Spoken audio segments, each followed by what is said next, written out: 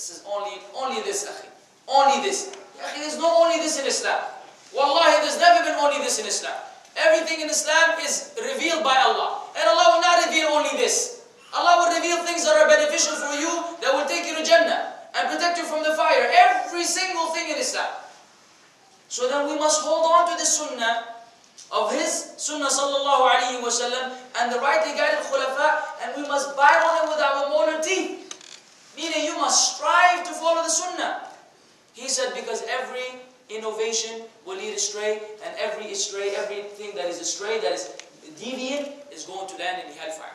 In other narrations, he mentioned the one that we know, وَكُلَّ مُحْدَثَةٍ بِدْعَةٍ, until the end of the hadith. So here, we get a clear understanding that it is not a matter of choice whether you follow the understanding of that generation or not. It is a must if you want to be saved. When the differences happen, and we are living the differences today, then you have one way of security. And brothers in Islam and sisters in Islam, unfortunately, we do this when it comes to the worldly life. If somebody told you that there's an earthquake that will happen in some country, or a flood, will anyone remain behind? You will pack everything and leave. You will pack everything in 5 minutes. You'll be out on a plane. You won't even wait. Why? Security, man. You take the most valuable things you have with you, the things that you will need the most, and you run for your life. But the Iman and Islam, which is more valuable than your life, because your life is because of them anyways. Some people say, holding on to the Sunnah too tight, too difficult, ya akhi. The religion is easy, and this will be the next lecture, inshallah. The religion is easy. Ya akhi, the religion is easy. You hear the religion is easy so much. Some people say part of the religion being easy is you don't have to pray, you don't have to fast. The religion is easy. Why are you making things difficult? Hajj is difficult. Difficult. You don't have to do Hajj. So this is some of the extremism that we have in this day and time. These are people who don't understand all of these ayat, all of these narrations, obviously. And I don't want any one of us here to be among these particular individuals. I'm sure no one is, inshallah. But just in case someone was trying to, go in that direction, we could, catch ourselves before it's too late. We have no choice, ya akhwan, but to follow the way of these brothers who preceded us, those whom Allah has chosen from all of the creation to be the companions of the Messenger of Allah sallallahu alaihi wasallam. And those who came after them, who loved the deen of Islam, who propagated the deen of Islam, who strove all their life for me and you to sit here today and use the same knowledge that was conveyed by them. You don't know the Quran except through the companions. And you don't know the Hadith except through the companions. And you don't know them from the companions except through their students, the early generations. So everything me and you have from blessings as far as deen, it is through them. Is this how you show thankfulness? Somebody does you a favor and you go thank the neighbor? Or you thank him? Somebody gives you a gift, you give a gift to somebody else. You give a gift back to the one who gave you a gift. Because, this is how you establish this brotherly love between you and the brother. And the sisters with the sisters, of course. So Allah musta'an. Allah musta'an.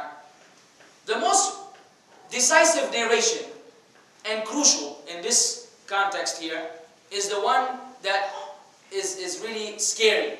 The other ones, it seems like they're more encouraging than threatening. This hadith, which is hadithun sahihun mashhur, it is an authentic narration.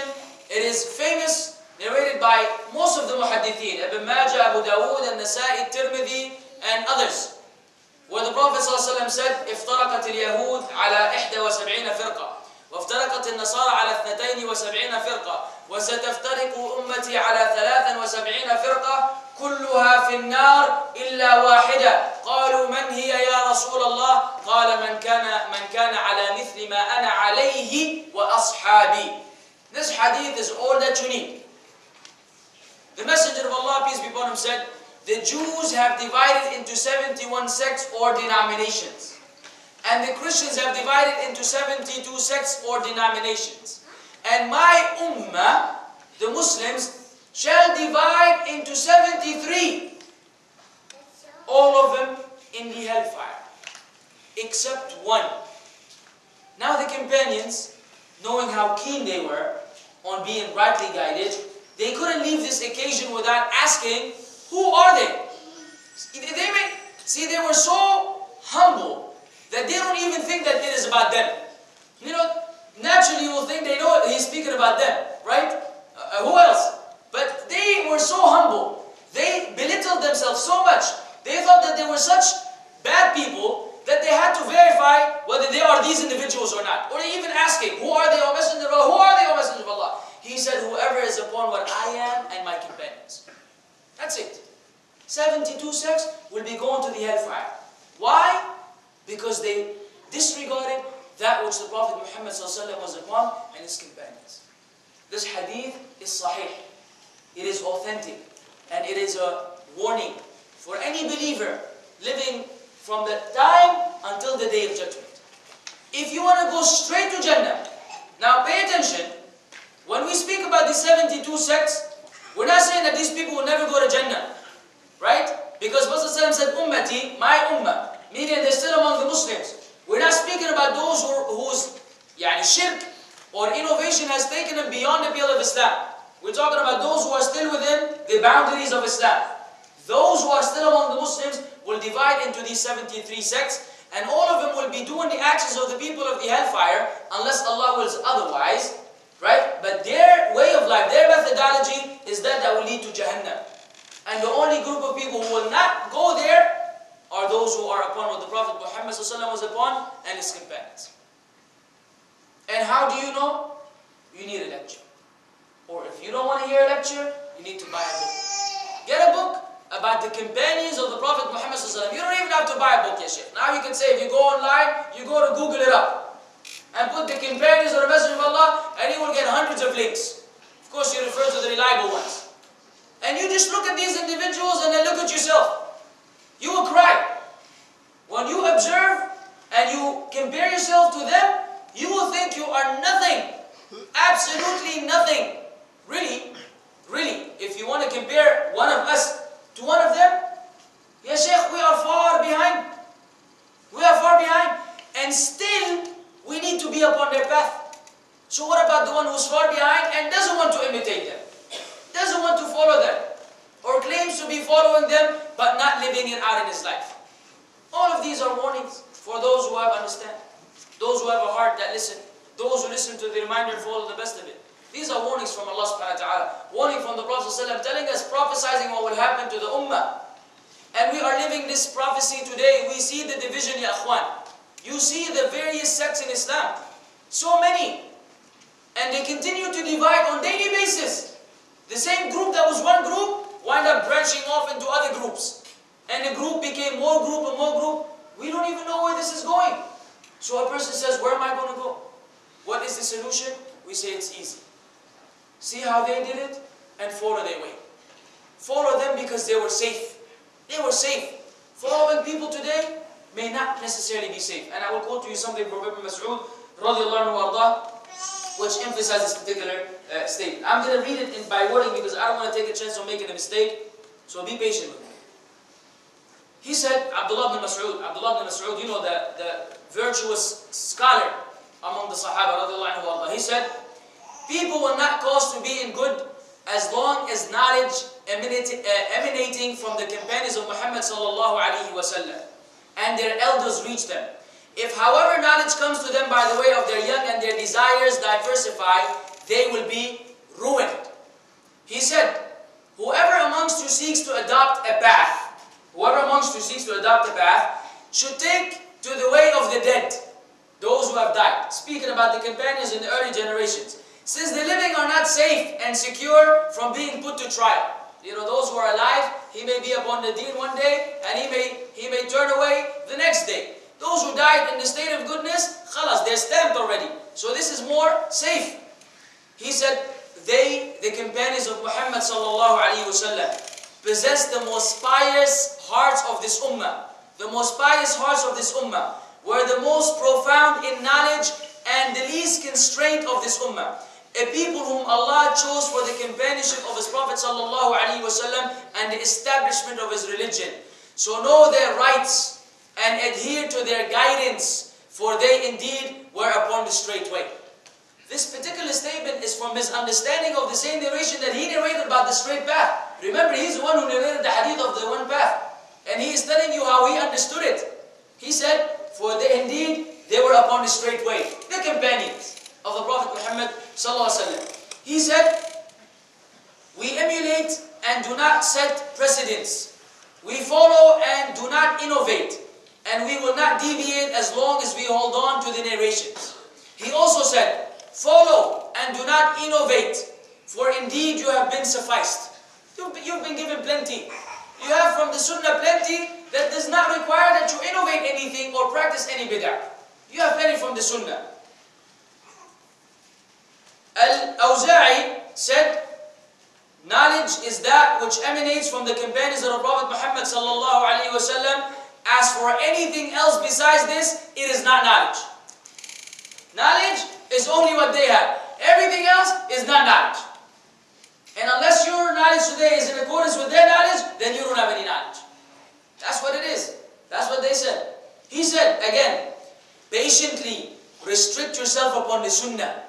Patiently restrict yourself upon the sunnah. Stop where the people, meaning the companions, stopped. Wherever they stopped, stop. They didn't speak about the names and attributes of Allah.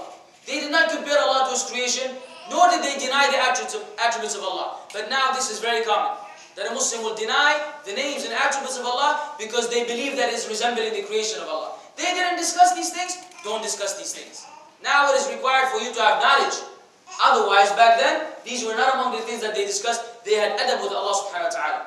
He said, say what they say and refrain from that which they refrain. Traverse upon the path of your Salafus Salih, your righteous predecessors. For indeed, what was sufficient for them is sufficient for you. What was sufficient for them is sufficient for you. Al-Hasan al-Basri said, rahimahullah, he was in a gathering when he mentioned the companions of Muhammad sallallahu alaihi wasallam. He then remarked, they possess the most pious hearts of this ummah, were the most profound in knowledge and the least constrained. A people whom Allah chose for the companionship of His Prophet Muhammad sallallahu alaihi wasallam. So emulate their character and way. By the Lord of the Kaaba, they are upon the straight path. This is very similar to the statement of Ibn Mas'ud radiallahu anhu, and that shows you how the Tabi'een were following even the very statements of the companions of the Prophet Muhammad sallallahu alaihi wasallam.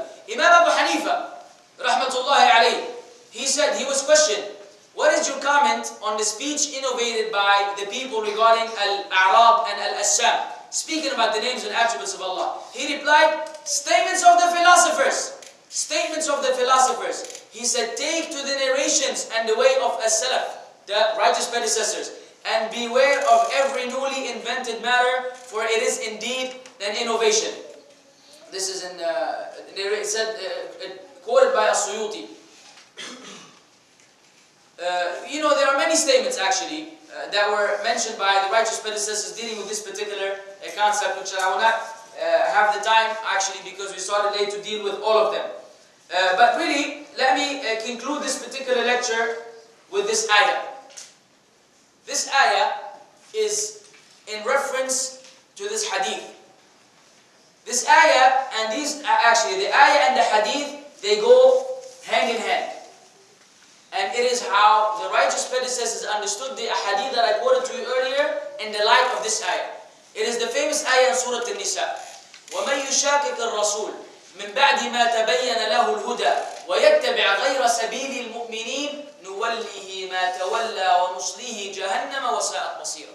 Listen to this ayah in the Quran. Maybe you never read it before. Or maybe you read it in Arabic, never read what it meant in the language that you understand. Or maybe you read it in the language you understand, but you never bothered to ponder or reflect upon what is said in this particular ayah.